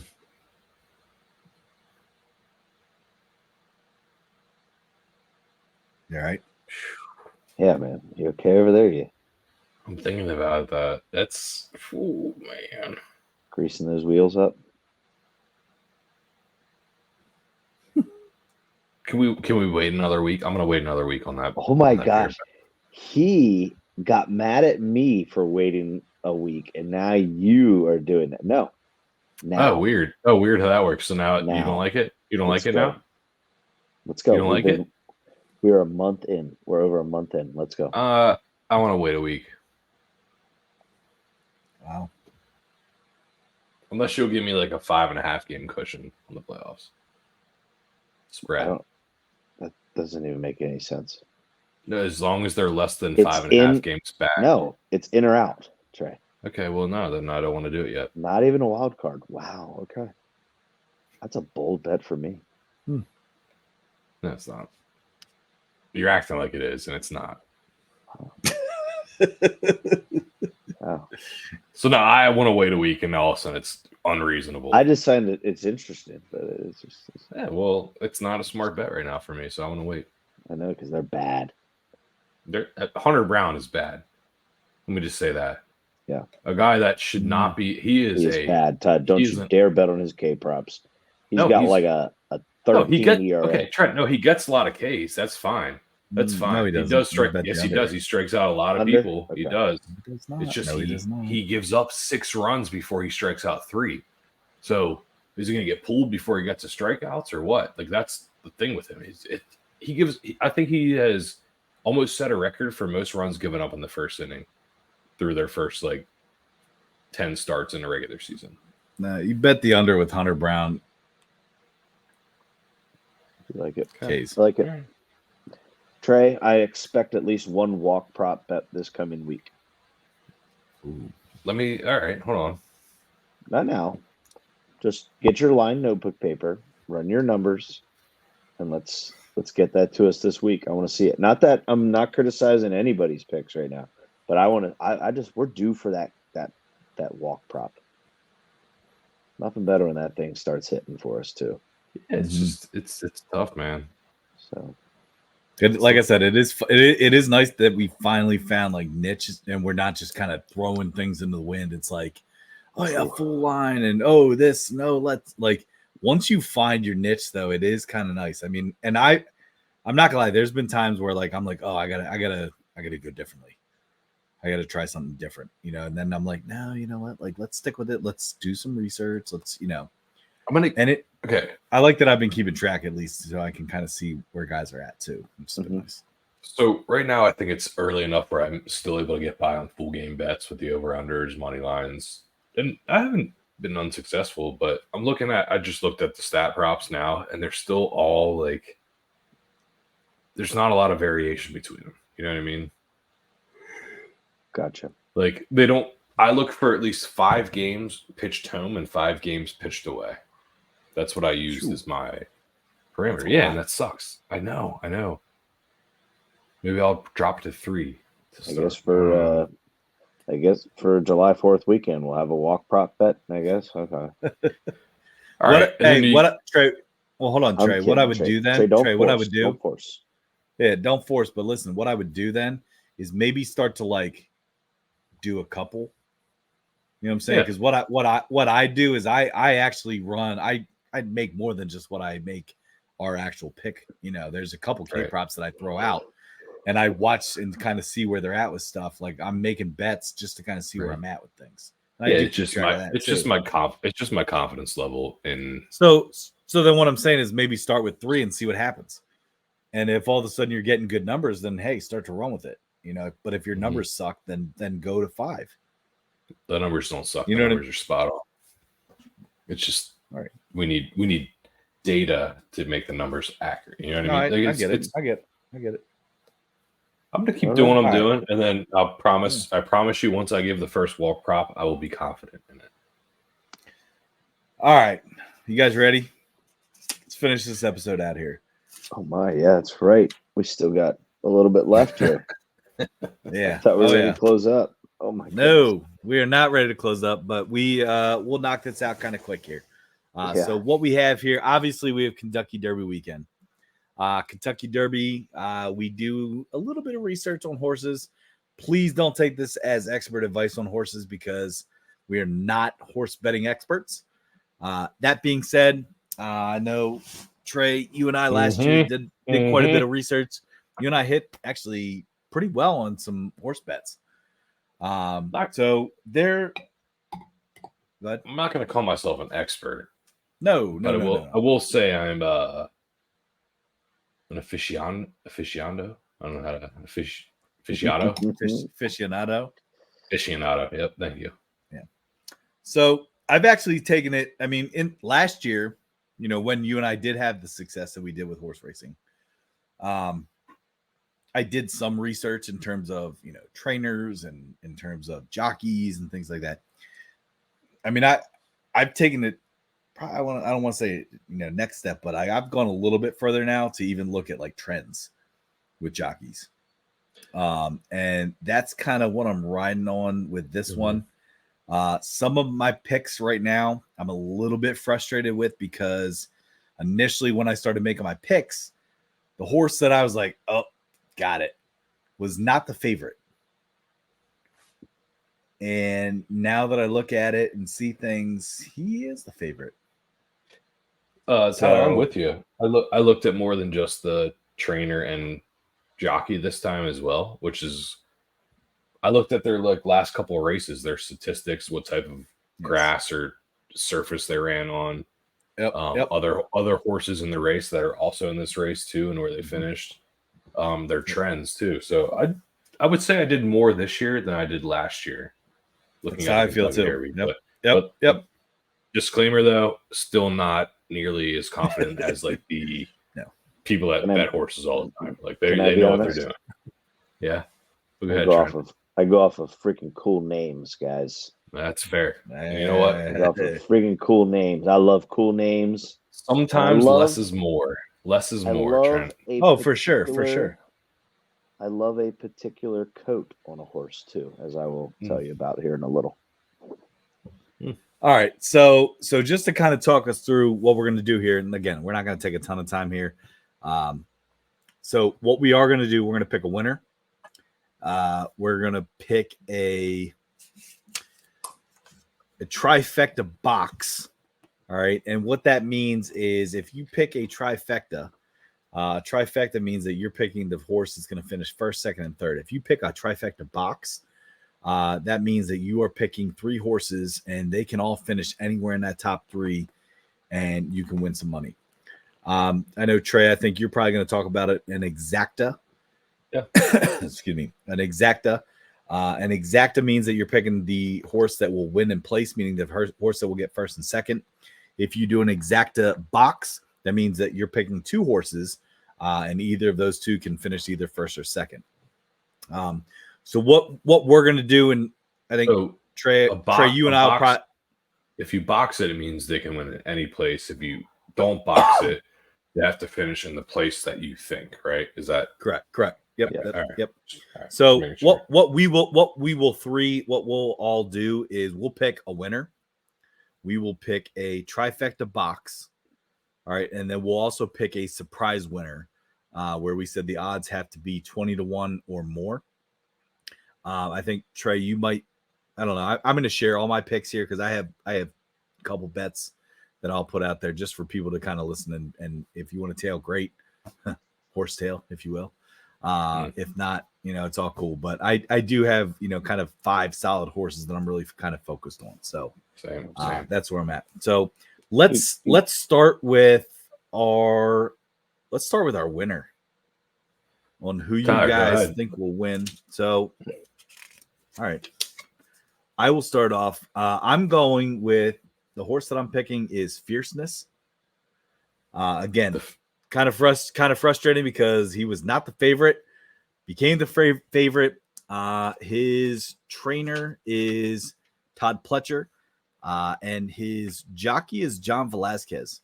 And if you look at the history of John Velazquez, I believe he has won 3 Kentucky Derbies. Kind of recent, I would say, within the last 10 years. So rather good jockey there. Right now, I believe the odds stand at about 5-2 in terms of the odds. But yeah, Fierceness is my winner.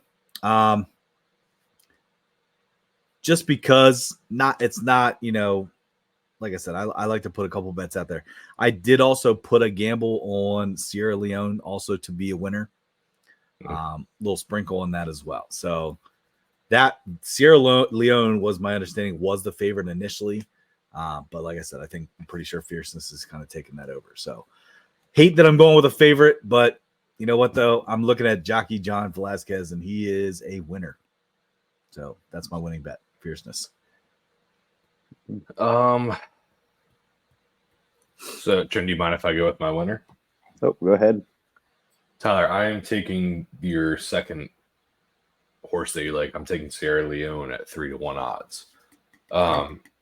Reason being is they're obviously Fierceness and Sierra Leone are the top 2.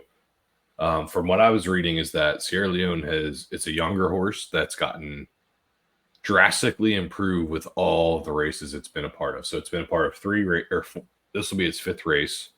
It's gotten better.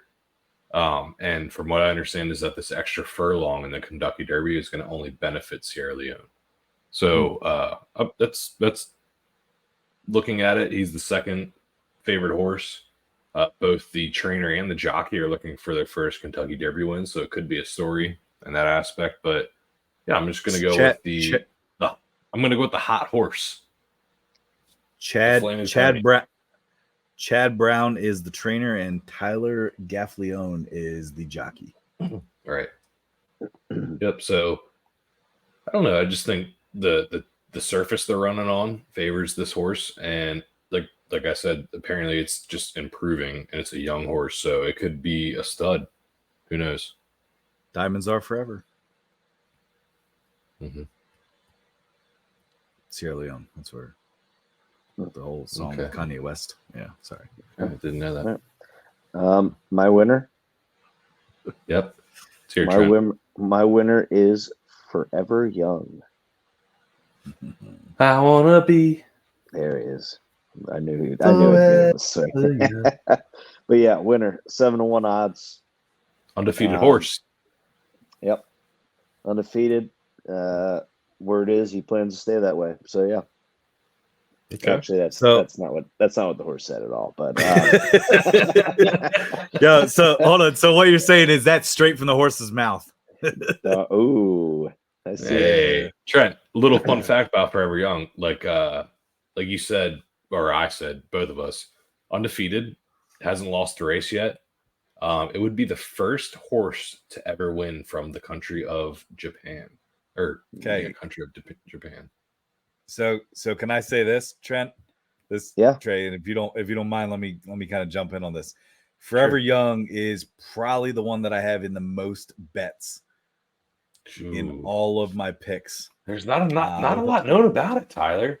I know there's not, but there's something that this is telling me go with Forever Young. It's 10-1 right now.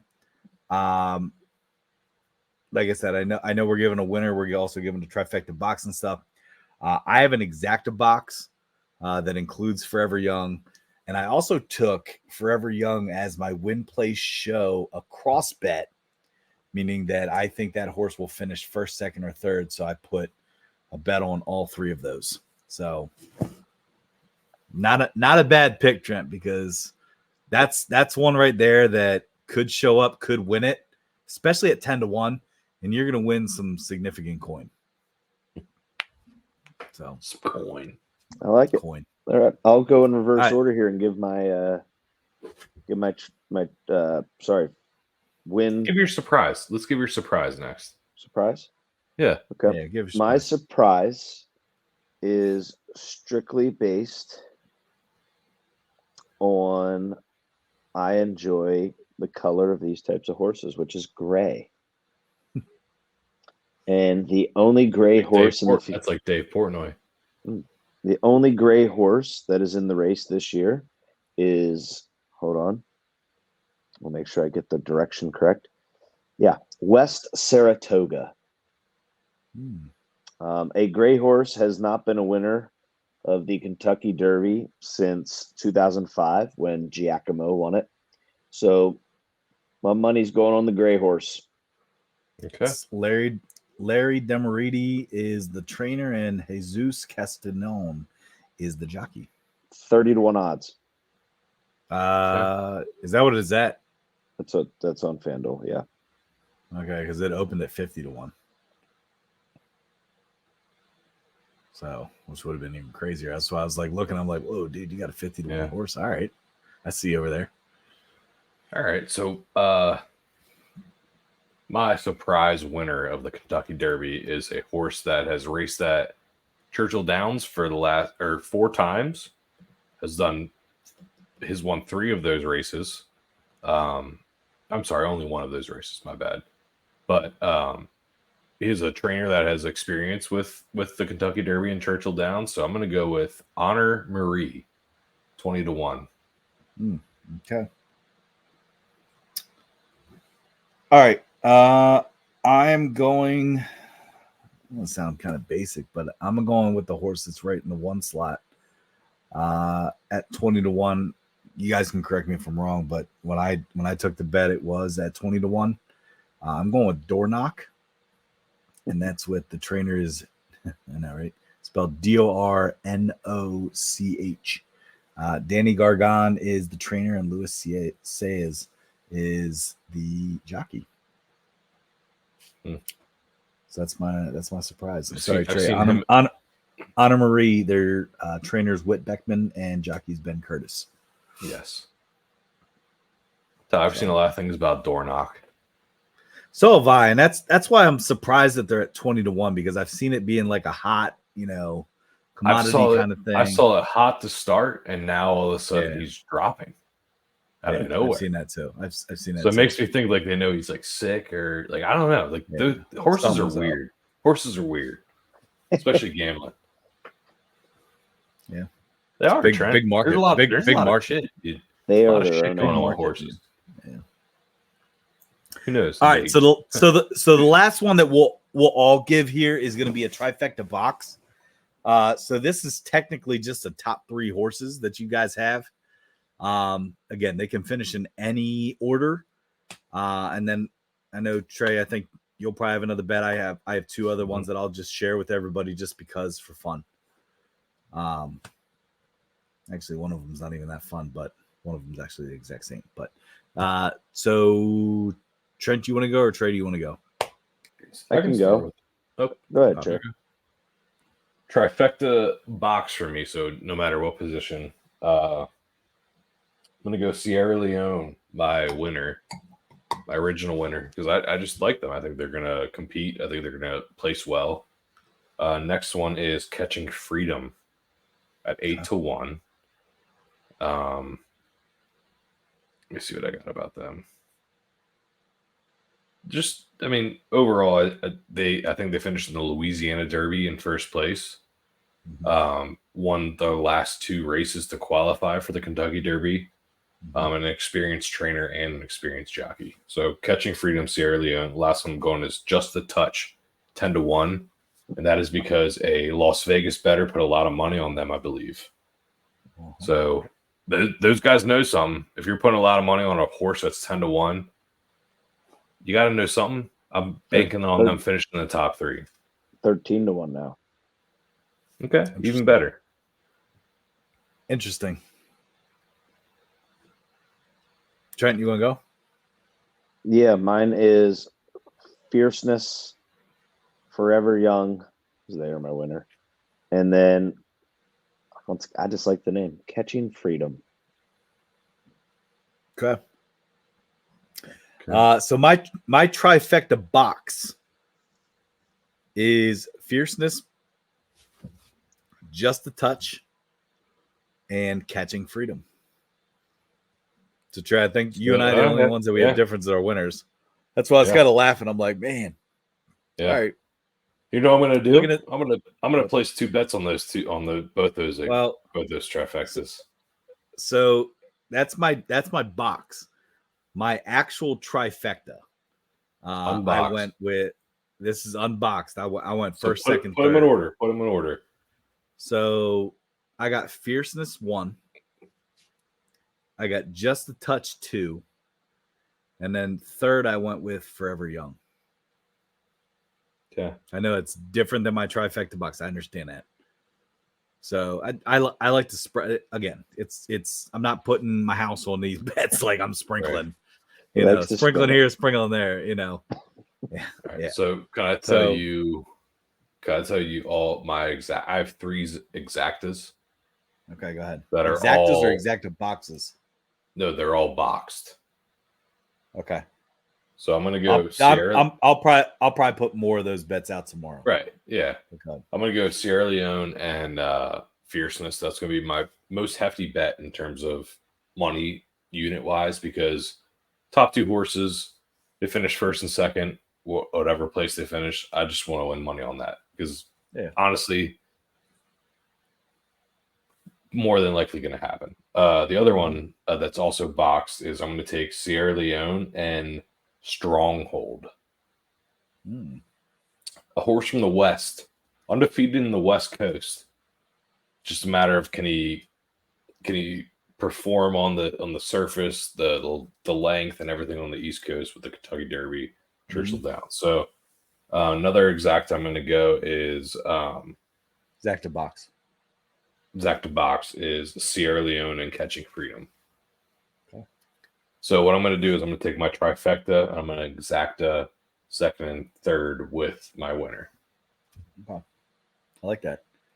Yeah. So the exacta box that I have taken already, and again, I'm probably going to put maybe 2 or 3 more out there tomorrow, just as I kind of look at things. But my exacta box that I have right now, I have Just a Touch and Forever Young. Okay. And then I also told you guys that I also have the win place show across, meaning that they can finish anywhere in the top 3. That's with Forever Young. So just to kind of recap stuff in terms of like where you want to do and what you want to do with it. And I think this is just kind of helpful in the sense of what are guts, like what's your gut reaction with stuff. Right. The 5 horses that I'm keeping an eye on for sure: Fierceness, Just a Touch, Catching Freedom, Forever Young, and Sierra Leone. So those are the 5 horses that I'm really kind of watching, and you can do whatever combination you want with those 5 horses. But those are the ones that, in terms of looking at the jockeys, because Trey, you mentioned I think Just a Touch, Florent Giroux is the jockey who's also won recently. Brad Cox is a great trainer, and then even Catching Freedom has, I believe it's Flavion Pratt is the jockey who's also won within the last couple of years, and the jockey is also Brad Cox again. So I don't know. There's certain times where I look at it and it's like, how many horses do you want to pick from the same trainer? And you kind of want to mix it up a little bit, because initially, it's like, oh, it's going to be this, and this, and I'm like, there's 2 horses from the same trainer. I'm like, I don't think that's going to happen. So I liked all the horses you pick. I read one thing about Fierceness that made me not like it. Like, it made me avoid it in all my bets, actually, except for the one exacta of the 2 favorites, because why not just make money back? But the only thing I didn't like about Fierceness is that they said if that horse doesn't get out to the lead to start, it's done. If it's leading to start the race, it will win the race 100%. That's what they said. Well, and it's at a very interesting spot too. I believe it's starting at spot 17. So it's going to be near the end, right? Like the edges. So so that's kind of I don't like that. too. I don't like that. No, that's a good input. So that's interesting. They said so if fierceness is leading the race after the first quarter, that horse is going to win. If it's not a chance. I look at Velazquez. Velazquez has won, I think, 3 derbies out of like the last 10 years. Mm-hmm. So, just something to pay attention to, but we'll see. Yeah. Hey, anything else, guys? Nope. Another anticipated short episode that ran pretty long. Sorry about that, guys. That's almost 2 hours, right? Holy cow. I swear to God. Our short ones are the longest episodes. That's how it works out. But Yep. Just always how it is. Yeah. I'm sorry, Trey sounded a little Scottish there at the end. I swear to God. Our shortest ones are the longest. All right. Say shart. Pretty sure. Shartest. Wait, let's have a good weekend. And good weekend. Let's hope these horses win us some money. What's your drink of choice? Is it mint julep or is it a margarita? You got the mint julep for the Derby, or you got the margarita for Cinco de Mayo on Sunday? Oh man, I'm gonna go with. Go ahead, Trent. Margarita. I would go margarita. I'm gonna go a tequila mint julep. Dude, I was just gonna say I'm gonna somehow mix it. Yes, Trey. Yeah, like it. I like it. Boom. Hey, I got some Cabo Wabo over here. I might mix with it here. You also got some Azul. Oh, I know. What is it? Not gonna mix that though. Not gonna mix that though. What's you? Azul. Yeah, too. All right, hey, guys. Have a good weekend. Cheers, everybody. Appreciate you guys listening. Have a great weekend. See you, fellas.